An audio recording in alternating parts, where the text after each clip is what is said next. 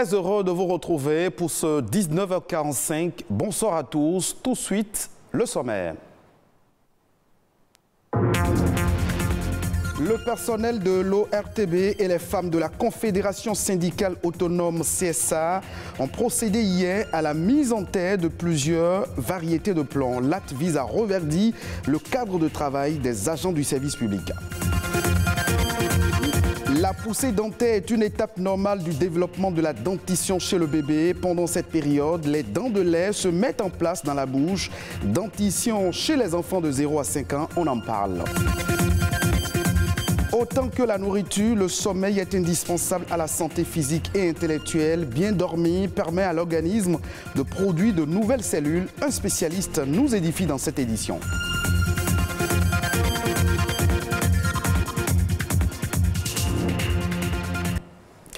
L'Office de radiodiffusion et télévision du Bénin n'est pas resté en marge de la célébration de la Journée nationale de l'arbre. Hier, le personnel de l'ORTB et les femmes de la Confédération syndicale autonome CSA ont mis en terre plusieurs variétés de plants. L'acte vise à reverdir le cadre de travail des agents du service public. Sabira Tao a signé le reportage.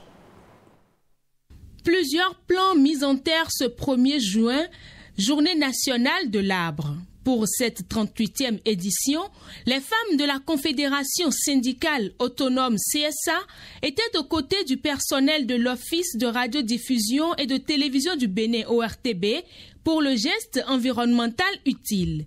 Un acte pour reverdir l'espace et contribuer ainsi à atténuer les effets pervers des changements climatiques. Les femmes de CONAFETRA ont jugé bon de venir planter les arbres avec le personnel de l'ORTB. Ces femmes ne se sont pas contentées seulement de planter des arbres. Elles ont également mis à la disposition du personnel de l'ORTB un lot de matériel pour assurer l'entretien des plants. On a mis à la disposition du personnel de l'ORTB des arrosoirs, des cages pour les protéger afin qu'ils en prennent soin. Ici, des engagements sont pris en vue de prendre soin des espaces reboisés. Mieux, le personnel de l'ORTB et les femmes de la CSA Bénin se réjouissent de l'acte posé. Cette initiative est très belle, très pertinente. Et nous sommes très contents. L'ORTB va veiller à l'entretien de ces arbres qui sont mis en terre ce matin. Je pense d'ici un an, l'année prochaine, quand ces femmes de la CSA Bénin vont revenir ici, elles vont constater que ce qu'elles ont posé comme acte là, qu'on a accompagné ça. D'ici quelques années, la chaîne de services publics pourrait s'offrir un espace vert agréable, gage d'un mieux-être en milieu professionnel. Je l'annonçais à l'entame de cette édition, l'apparition des premières dents du bébé est souvent source d'émerveillement. Pour les parents, le sourire édenté du tout petit laisse progressivement place à de jolies petites dents de lait dont les parents sont très fiers. Mais ces poussées dentaires sont aussi des étapes successives délicates qui peuvent s'accompagner d'inconfort et de douleur. Quelles sont les précautions à prendre pendant cette période? Élément de réponse dans ce reportage de Paulette Erako, lu par Amandine Niabossou.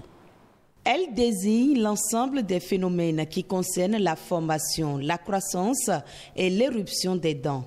La dentition est un passage obligé de la petite enfance. Certains bébés font leur poussée dentaire plus tôt, d'autres plus tardivement. Jusqu'à 10 mois. Il n'y a pas de... Les gencives sont restées vierges. La dentition peut venir après les mâches. Et puis l'enfant suit le cours normal de sa croissance.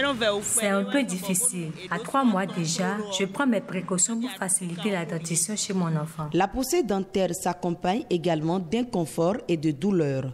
Il y a des enfants qui manifestent de la diarrhée, les fesses vertes, des enfants qui sont tout le temps fébriles, ils font plus bébé que d'habitude. Vous pouvez noter ces signes-là. Maintenant, les enfants qui veulent pousser les dents, vous allez remarquer que chaque fois quand ils voient quelque chose, ils attrapent, ils commencent à mâcher, à mordiller. C'est en fait parce que la gencive leur gratte. L'hygiène bucco-dentaire démarre dès la première apparition de la dent chez le nourrisson. Une mauvaise hygiène dentaire entraîne la carie. J'ai 2 enfants et ma première surtout a subi beaucoup de problèmes bucco-dentaires. Ce qui était dû au fait qu'elle prenait beaucoup de biberons quand elle était petite. J'ai commencé à lui faire des lavages des dents quand elle avait sensiblement 2 ans.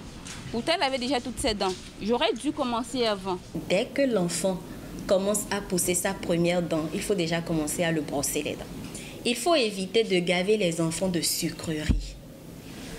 Ils vont prendre la bouillie, d'accord, mais que ce soit à des heures fixes, heure de manger. D'accord? Il ne faut pas mettre le biberon dans la bouche de bébé pour le calmer.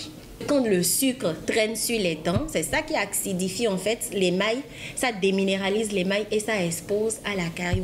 Au-delà de ces conseils du médecin dentiste, certaines astuces de grand-mère sont efficaces et facilitent la dentition chez le nouveau-né. Toutefois, pour une bonne santé des dents, les visites chez le chirurgien dentiste sont indispensables. À part la carie dentaire, il y a aussi les maladies liées à la gencive, qu'on appelle les gingivites.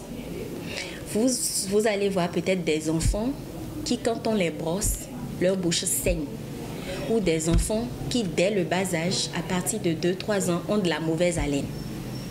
Tout ça, c'est dû à la mauvaise hygiène bucco-dentaire. Donc, il faut nettoyer la bouche de l'enfant matin et soir, forcément avec une brosse adaptée et une pâte adaptée. Maman doit prendre soin de la bouche de son enfant. De 0 à 5 ans, il faut que l'enfant soit brossé par un adulte. Une bonne santé dentaire a des conséquences positives sur la vie de l'enfant. Elle est aussi essentielle au bon développement du langage. Parlons maintenant de ce besoin vital qu'est le sommeil. C'est un état naturel récurrent de perte de conscience du monde extérieur. Dormir permettrait de récupérer d'une journée de travail et donc serait bénéfique pour le corps. Mais alors, quel est le temps de sommeil recommandé pour une bonne récupération après les efforts? Herman Degla, expert en neurosciences, nous éclaire un peu plus. Il n'y a rien qui ne demande pas de repos et le sommeil permet à l'homme de se recharger après avoir pulsé dans la journée. Dieu a fait la nuit pour qu'on dorme. Il a mis une reconnaissance voyante qui permet de reconnaître la nuit dans notre cerveau. Je vois les gens qui font 1 heure de sieste, voire 2 heures de sieste, quelquefois 3 heures de sieste. C'est hyper dangereux et très gravissime pour leur santé en ce sens que les dernières études ont démontré que le sommeil de journée, au-delà de 22 minutes, impacte sur le cycle du sommeil de la nuit et donc perturbe la régénération de l'être humain pour pouvoir lui permettre d'être au frais au top pour pouvoir aborder la journée qui va suivre. Et donc, le mieux, c'est de dormir minimum, maximum plutôt, 19 à 22 minutes dans la journée en tant que sieste. Pour faire des siestes, mais ce n'est pas nécessairement de dormir, c'est un repos mental, physique et émotionnel. Et maintenant, la nuit, elle est faite pour dormir parce que le sommeil contient des cycles. Chaque cycle a un rôle et une fonction sur l'être humain. Chaque cycle dure aux alentours de 90 minutes. C'est pour ça, le sommeil pour un adulte, c'est minimum 7 heures, maximum c'est 9 heures. Pour un adolescent, 8h30 à 9h. Et pour un bébé, c'est 13h à 16h au maximum. Alors, les conséquences du manque de sommeil sont énormes, énormissimes, parce que c'est à terme, c'est ça qui génère réellement les problèmes de santé. Vous êtes fatigué tout le temps. Et si vous travaillez que vous êtes fatigué, vous avez l'impression de ne pas terminer les tâches qu'on vous donne en termes professionnels. Et du coup, la dépression va prendre son cours. Et bienvenue les problèmes de santé. Et si nous, on se prend des cafés et tout ce qui va nous tenir debout pour ne pas dormir la nuit, nous allons contrebalancer l'horloge biologique et il y aura la division des cellules, ce qui va entraîner plus tard le cancer. À l'instant, Herman Degla, expert en neurosciences au sujet de l'importance du sommeil. En bref et en image. Approvisionnement alimentaire, l'Afrique sur la corde raide face au conflit russo-ukrainien. Bien qu'ils ne soient pas logés à la même enseigne, les pays africains sont globalement très dépendants des importations de denrées alimentaires en provenance de la Russie et de l'Ukraine. En cas d'enlisement du conflit, la situation pourrait devenir intenable pour plusieurs pays du continent. Selon les statistiques, les pays africains ont importé des produits agricoles d'une valeur de 4 milliards de dollars en provenance de la Russie en 2020. Le blé représentait 90% de ces produits et l'huile de tournesol 6%. Tour d'horizon à présent de quelques informations ayant marqué l'actualité au plan international. Amandine Aliambossou nous propose Écho Inter.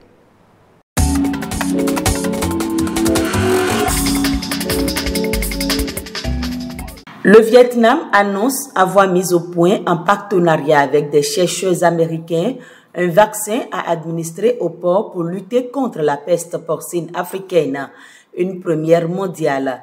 Une autorisation de mise sur le marché du vaccin devrait être délivrée ce vendredi pour le Vietnam uniquement, mais Hanoï souhaite pouvoir aussi le vendre à l'étranger afin d'aider les pays où l'épidémie fait des ravages dans les cheptels. La peste porcine africaine, inoffensive pour l'homme mais dévastatrice pour le bétail, a été détectée pour la première fois au Vietnam en février 2019. Depuis, le pays a dû abattre des millions de têtes jusqu'à présent. Aucun vaccin commercial n'était disponible dans le monde pour prévenir cette maladie. En Chine, les habitants de Shanghai ont enfin repris le travail. C'est un retour à la normale très progressif pour la cité des affaires et ses 25 millions d'habitants confinés depuis 2 mois à cause du coronavirus. Les populations peuvent travailler, mais une bonne partie des activités restent fermées. Les cinémas ou les salles de sport, par exemple, et les magasins rouvrent avec des capacités et des horaires limités. Ce retour à la vie est salué par la bourse japonaise. En revanche, les marchés chinois sont toujours inquiets des retombées du Covid-19 chez eux et de l'inflation dans le monde qui pourrait limiter la reprise des exportations. Au Royaume-Uni, les festivités du jubilé de platine de la reine Elisabeth II ont démarré ce jeudi 2 juin. La célébration va durer 4 jours. Avec 70 ans de règne, il s'agit d'une longévité exceptionnelle pour un souverain britannique, désormais largement retiré de la vie publique en raison de problèmes de mobilité. La reine Elisabeth II, doyenne mondiale des monarques en exercice, a fêté le 21 avril dernier ses 96 ans.